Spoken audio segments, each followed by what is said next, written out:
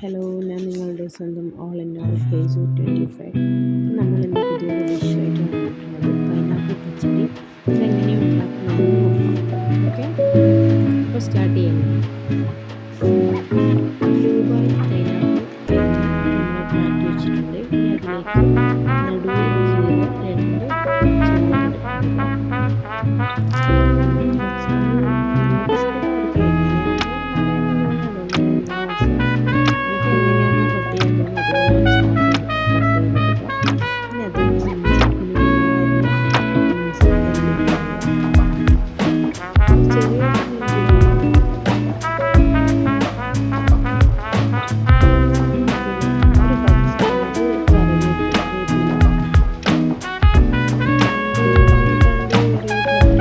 പച്ചമുളക്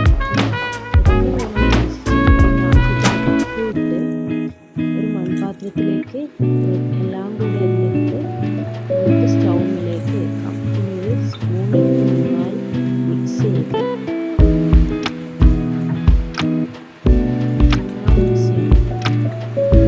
ഒന്ന് യോജിപ്പിച്ചെടുത്ത്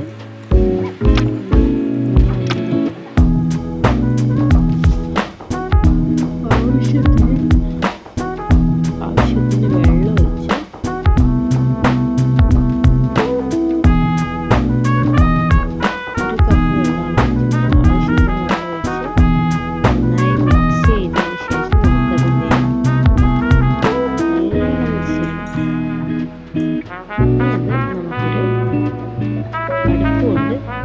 അടച്ചു വെക്കാം.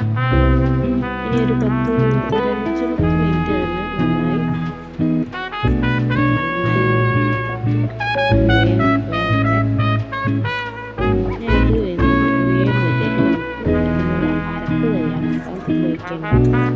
അതായത് ഒരു പിടി തേങ്ങ എടുക്കുക.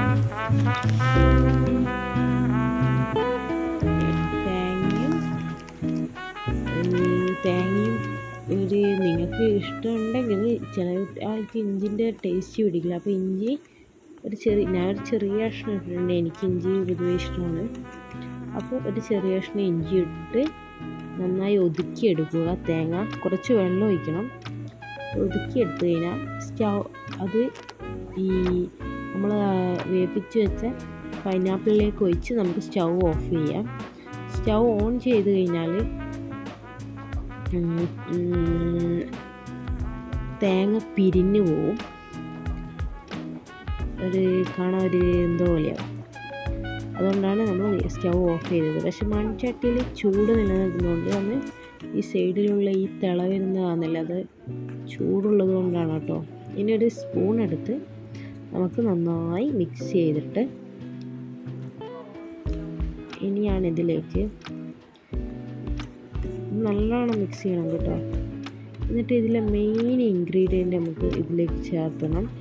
അത് മറ്റൊന്നുമല്ല, തൈരാണ്. നല്ല കട്ട തൈരിൻ്റെ നല്ലതാണ്. പക്ഷെ എൻ്റെ കയ്യിൽ ഇപ്പോൾ കട്ട തൈര് ഇല്ലാത്തതുകൊണ്ട് ഞാൻ കുറച്ച് ലൂസായിട്ടുള്ള കുപ്പിത്തൈരാണ് ഒഴിക്കുന്നത്. ഇനി അത് ഒഴിച്ച് നന്നായി മിക്സ് ചെയ്തതിന് ശേഷം നമുക്കിത് താളിക്കണം. താളിപ്പിന് വേണ്ടത് ഒരു 2 കുഞ്ഞുള്ളി, കറിവേപ്പില, കടുക്, ഇതൊക്കെയാണ് വേണ്ടത്. ഉണക്കമുളകും വറ്റൽ മുളകും ഉണ്ടെങ്കിൽ നല്ലതാണ്. അപ്പോൾ ഇതൊക്കെ ഒരു പാത്രത്തിൽ വെളിച്ചെണ്ണ ഒഴിച്ച് അത് ചൂട് കഴിക്കുമ്പോൾ അത് കടുക്, ഉള്ളി ഇതൊക്കെ ഇട്ട് താളിച്ച് ഇപ്പോൾ നമ്മുടെ ഇങ്ങനെയാണ് പൈനാപ്പിൾ പച്ചടി ഉണ്ടാക്കുക. നിങ്ങൾക്ക് എല്ലാവർക്കും അറിയാതിരിക്കാം. ഇപ്പോൾ ഇഷ്ടമായ like, share and comment and subscribe.